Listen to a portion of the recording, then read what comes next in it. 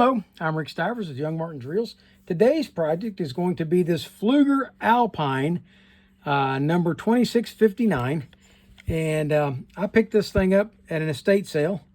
And it's a really nice reel. I don't know that I would ever use it. I know it's going to end up in my shelf though.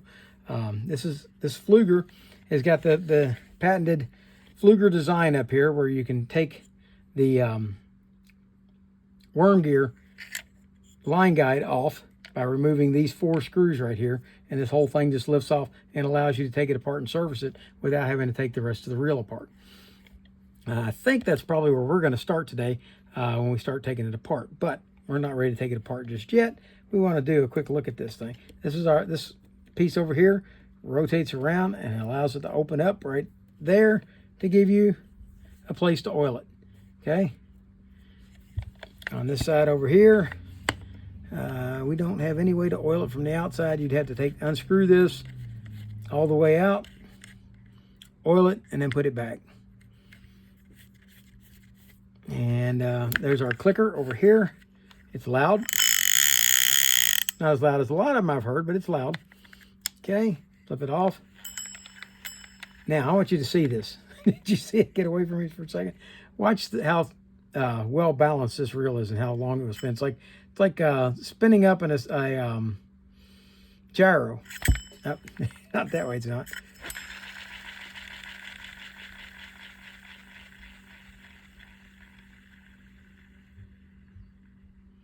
Pretty nice, isn't it?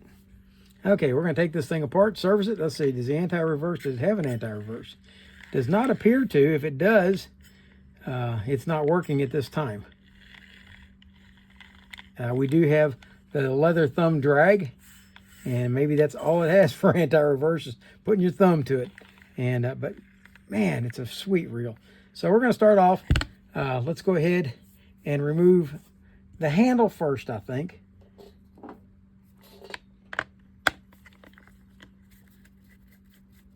And the latest patent date I could find on this was 1927. So this reel does date from somewhere after 1927. There we go. Handle off. Okay, we're going to take these 2 screws out and then these 2 over here and remove the line guide. Or at least that's what we're planning to do if the screw will come out.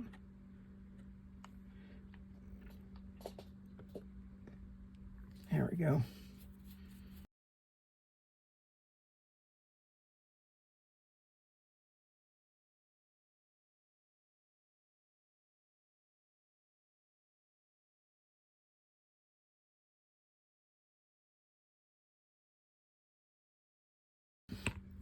All right, that's got those 4 screws out. Now the line guide should come out just like that.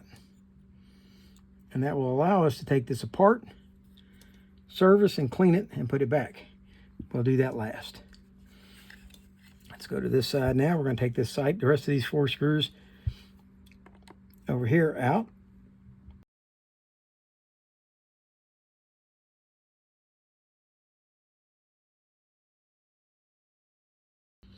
Those 2 screws are the same size. Okay, and now the shaft over here is rotating. So let's try to tighten down one side and then go back and try to loosen up the other side again. There we go. All right, all 3 screws so far have been the same size. All 4. All right, now we should be, I hope, be ready to remove this side plate.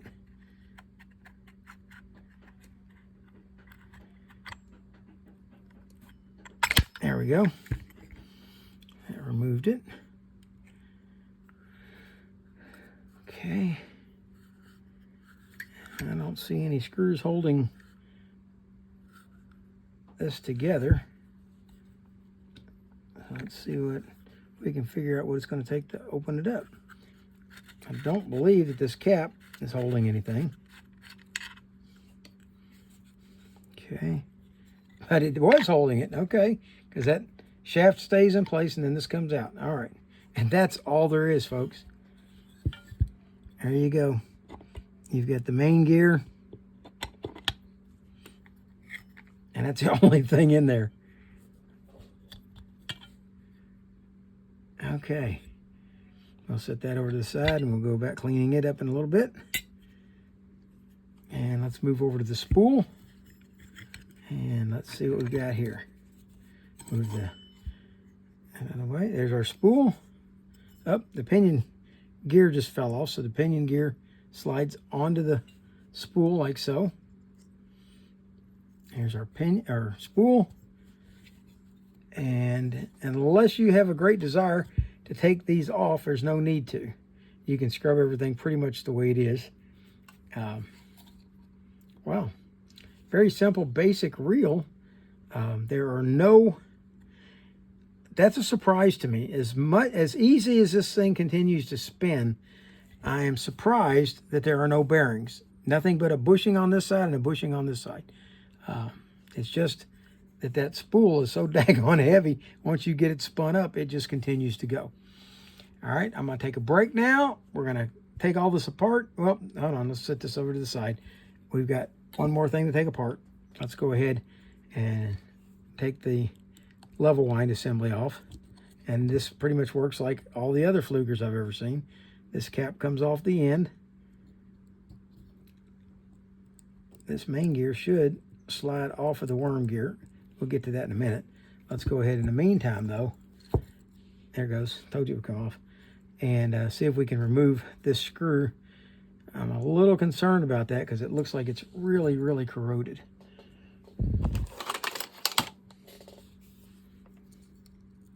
And it looks like somebody's been at it really hard.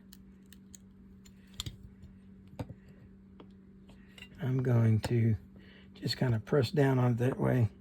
See if I can get it to... No. All right.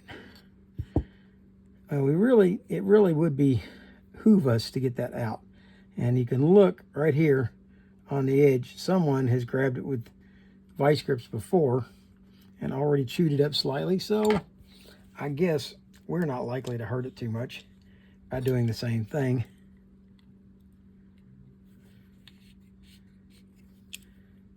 Don't you guys cry now.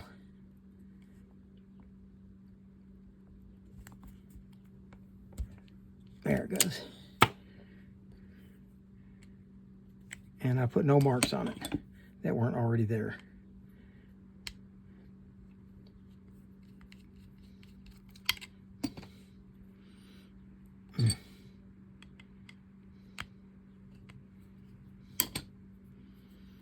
Okay, the pawl cap is off. There is our pawl, and it looks like it's stuck in there. There it goes. Comes out of the pawl cap. Then our worm gear comes off. And remember that the square side of this is going to go on the handle side of the reel.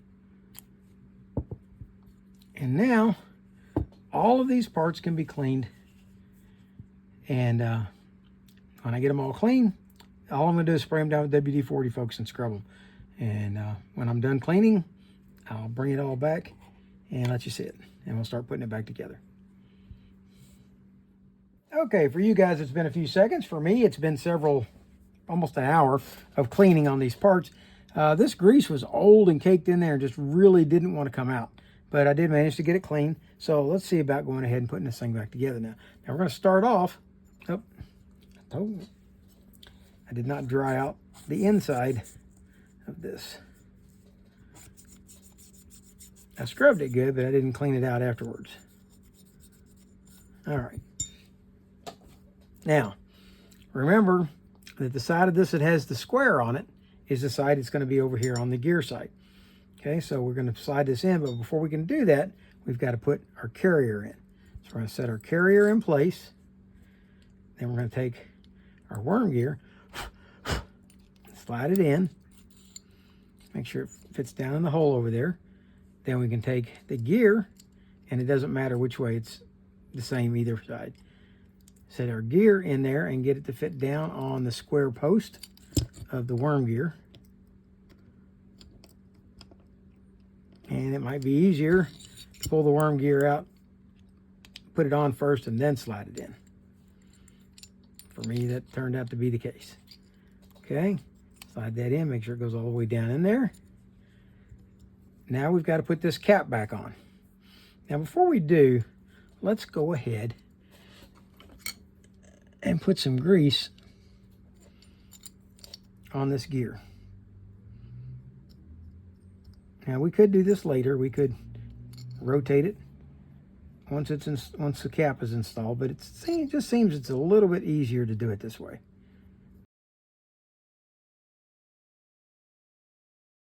Now let's put a little bit of grease on the end. And now we're going to go ahead and slide this cover plate back in place. And see, it's got the notch cut out in there. That's for that to fit down inside there. That locks it in place. Okay. Now the only part left to put on is going to be this pawl. And let's go ahead and put a little oil on the pawl prior to putting it in. Let's go ahead and put some oil on the worm gear, since right now it's kind of devoid of oil. And we're going to slide that pawl down in there. And then we're going to take the pawl cap and get it started.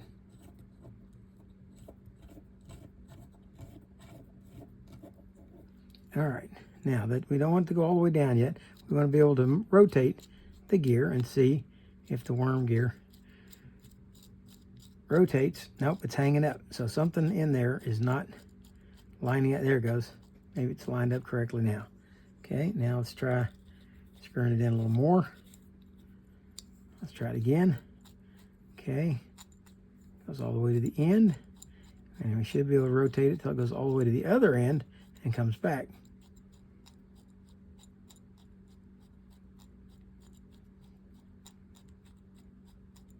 Okay, and it is. So let's go ahead now and snug this down. You don't have to crank it down really super tight. It wasn't that way originally, I don't believe, to where somebody has to take a pair of vice grips and unscrew it. Okay, with it down, you should be able to rotate it past the ends.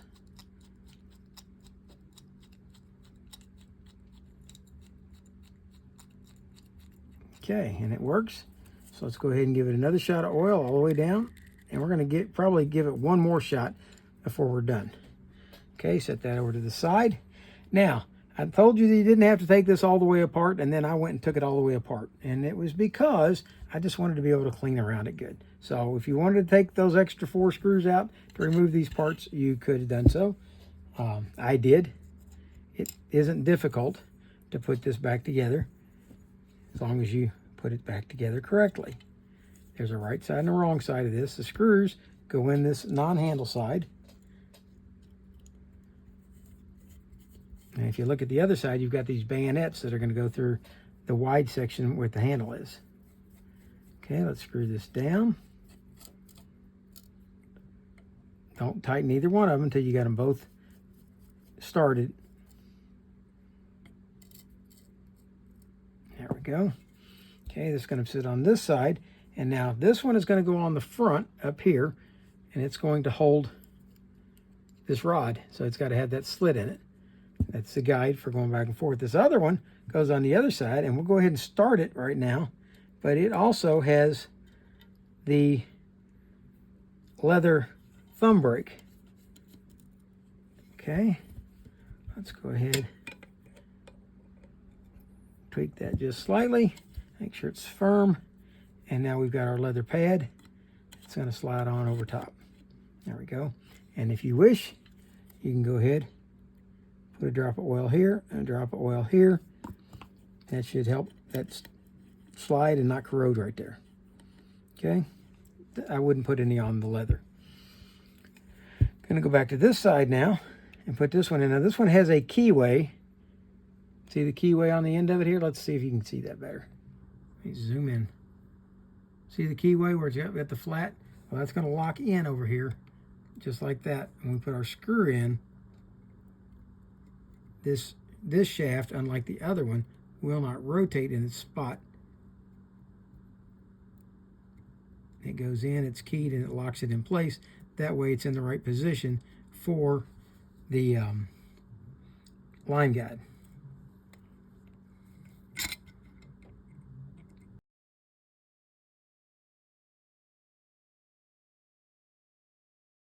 Okay, there's our line guide right there.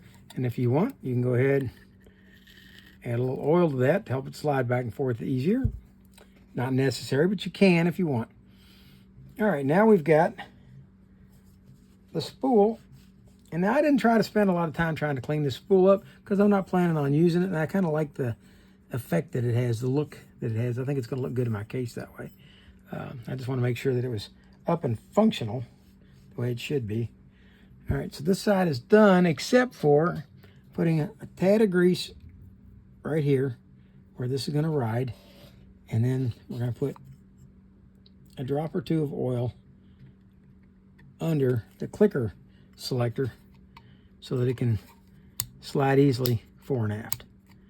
We're going to slide it backwards. We're going to set the spool in place like so.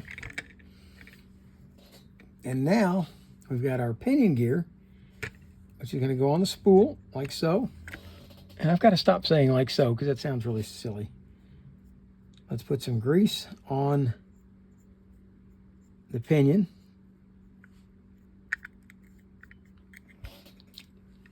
Set that over to the side, and now we're going to reassemble this side plate, which there's not much to it. We're going to put some grease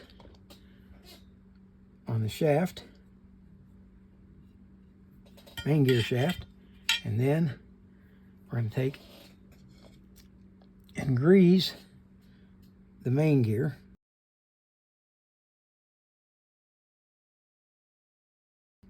Put a little grease on the bottom side, slide it into place. Let's put some grease on the shaft right here. And normally I oil rotating surfaces, but because this one's going to sit for a long time in the cabinet, I'm going to go ahead and grease it. And I don't worry too much about it slowing down. All right, put that in place. And I believe we are ready to put this cap back on because that holds this side together like that. With that done, we're going to put a drop of oil, maybe two, on this shaft right here. And then we're going to slide the main gear in, a pinion in to the side of the housing. And we've got to line up all of these studs and get them to go through the housing. And we may have to rotate the, there we go, the spool a little bit to get it to line up. There we go, get everything lined up so that it fits in snugly. And we're ready to put these 4 screws back in.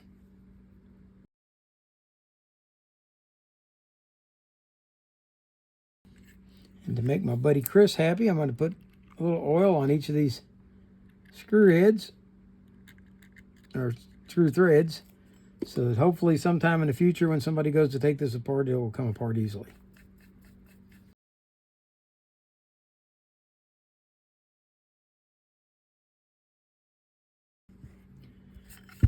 Okay, let's see how it spins up.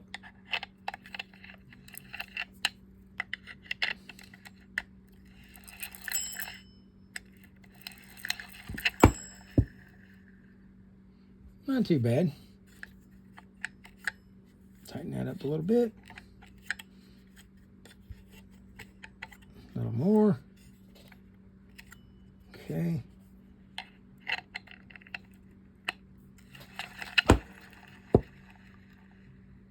Okay. Now we're ready to put our line guide back in. Let's go ahead and spin this around until the line guide is about in the middle.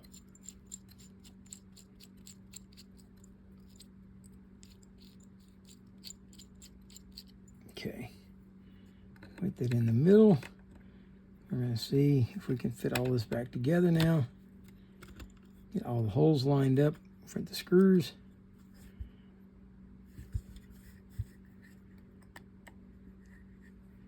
All right.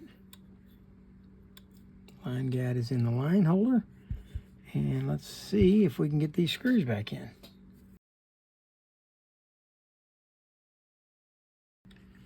Okay, I'm not going to tighten those other two down until I get these two tight.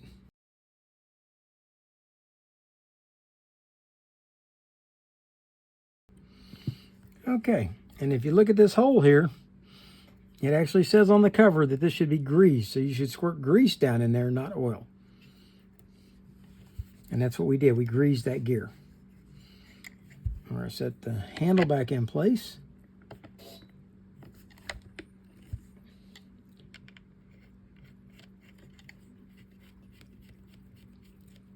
Screw the nut down. Snug it. All right. We're going to shoot a drop of oil or two down this hole and a little bit in the handle or knob. Okay.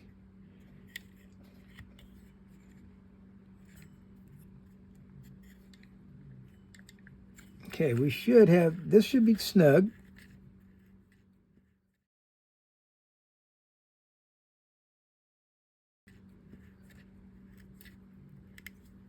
Which it is.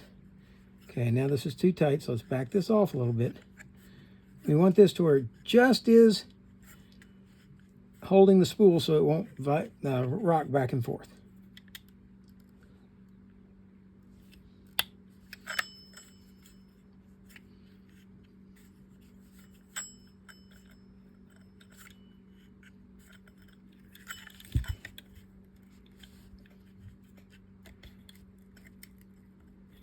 Oh, we took a lot of play out when I tightened that up.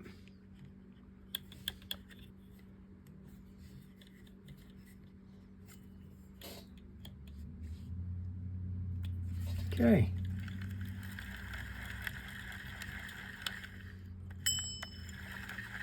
All right, that new grease in there slowed it down a bit.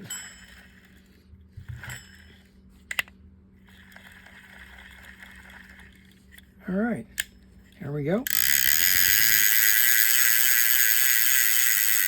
And there you have the Pflueger Alpine number 2659. It's a doozy of a reel. The reason it was so much faster before I put the grease in it is because there was no grease to slow the gears down any at all. Now it's got that tackiness to the gears, and it feels really nice and smooth, but you can definitely tell it's more sluggish that way. Okay, and I believe I've got the spool position a little too much to the left, because it looks like it's pushing the spool just slightly outside of the body of where it belongs. So this shouldn't be snugged all the way down. It should be sitting to where the spool is balanced in between. And I've got that done now. And we'll tweak this back and forth a bit until we get it to where it's holding the spool, where it would just barely move. It's a little too much. Okay, right there.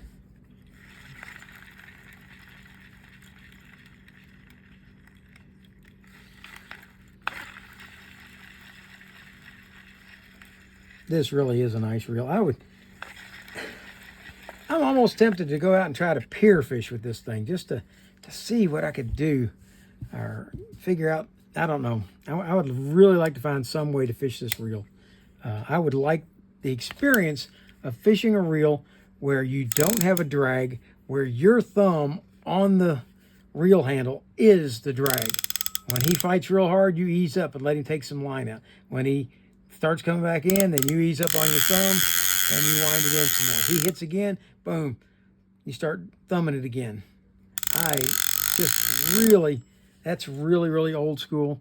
I believe this reel was probably manufactured prior to World War II.